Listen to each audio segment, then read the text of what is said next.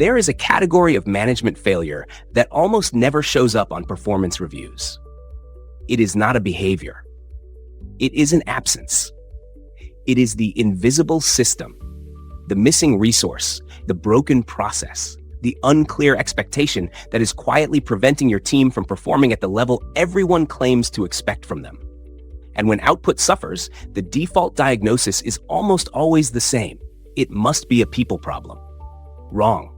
More often than not, it is a systems problem in a people disguise. Research led by organizational psychologist Robert Brayton Howells and decades of Gallup workforce data agree. A substantial share of performance problems at work are not caused by lack of ability or motivation. They are caused by structural barriers that management created, inherited, and failed to remove. This video is about identifying those barriers and eliminating them with precision. The first milestone is building your diagnostic lens. Before you can remove a performance barrier, you need to find it. There are 5 categories of barriers that consistently surface in high-performing team analysis. First, clarity barriers. People do not know what success looks like, what their priorities are, or what decisions they are authorized to make. Second, resource barriers. People lack the tools, time, training, or budget to do what is expected of them. Third, process barriers. The workflows, approval chains, and systems in place create friction rather than flow. Fourth, cultural barriers. Norms around speaking up, taking risk, or asking for help suppress the behaviors that performance requires. Fifth, interpersonal barriers. Team dynamics, unresolved conflict, or personality friction that drains energy and focus. Each category requires a different intervention. A resource barrier cannot be coached away.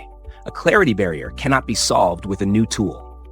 Accurate diagnosis is everything. The second milestone is conducting a structured barrier audit with your team. This is not a satisfaction survey. It is a targeted operational inquiry. There are 3 questions to ask, individually, not in a group, because group settings activate social dynamics that suppress honest answers. Question 1. What is the single thing that makes it most difficult to do your best work right now? Question 2. If there were one process you could eliminate or simplify, what would it be? Question 3. What do you need from me that you are not currently getting?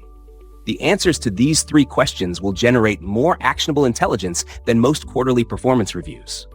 Compile the responses, identify patterns, and rank by frequency and impact. Then address the top 3 in the next 30 days. Not eventually, but within a defined window. The act of asking matters enormously. The act of following through matters even more. The third milestone is systemic elimination. Actually removing the barriers, not just acknowledging them. There are 3 levers. First, decision authority. One of the most common and most fixable barriers is the approval bottleneck. When team members need manager sign-off on decisions they are qualified to make independently, throughput slows and initiative atrophies. Audit your approval requirements and push authority down as far as the risk level allows. Second, process pruning. Identify meetings that produce no decisions, reports that no one reads, and check-ins that have calcified into ritual. These are not neutral. They consume the attention that real work requires. Third, cross-functional friction. Some of the most debilitating performance barriers exist not within your team, but between your team and other functions. Slow handoffs, unclear ownership, and competing priorities across departments are performance killers that only managers with cross-organizational relationships can address. Here is the trap that defeats even the most well-intentioned managers. They conduct the audit, identify the barriers, and then deprioritize the fixes in favor of more urgent demands.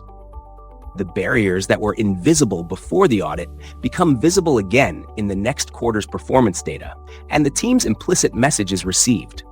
We told you what the problem was, and nothing changed.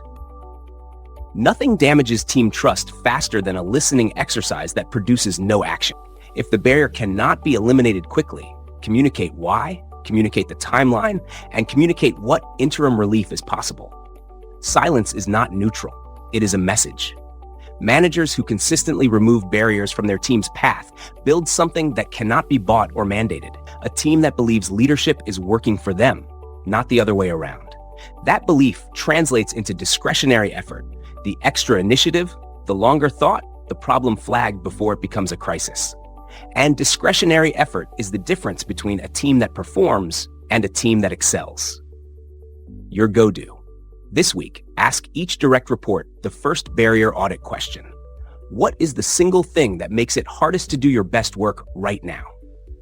Write down every answer.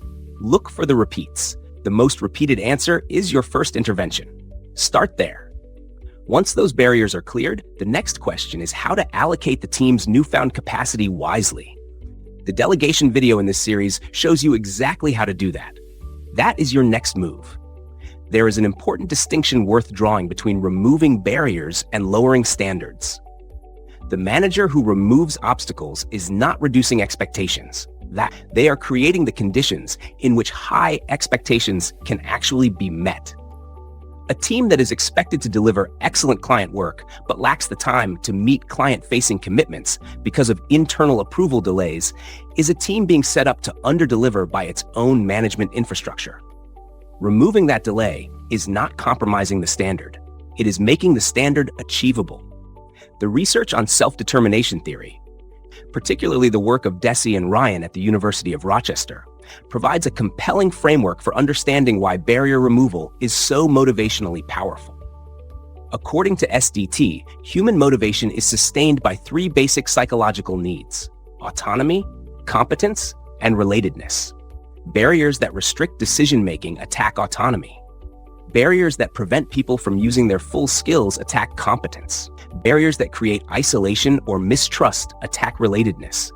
When managers systematically identify and remove these barriers, they are not just improving workflow efficiency, they are restoring the psychological conditions that make voluntary, intrinsically motivated high performance possible. One often underestimated category of barrier is the information access barrier, the absence of data, context, or organizational visibility that team members need to make good decisions. Teams that do not understand the broader organizational strategy, the financial performance of their division, or the customer feedback relevant to their work are making decisions in a vacuum. Better informed teams consistently make better decisions and produce better outcomes because they can exercise genuine judgment rather than narrow compliance. Managers who open access to relevant organizational information within appropriate confidentiality limits are removing one of the most invisible and most impactful barriers to team performance. Thanks for watching. If you found this useful, hit like and subscribe to our channel for more practical insights. And if you're ready to go further, check out the next video on your screen.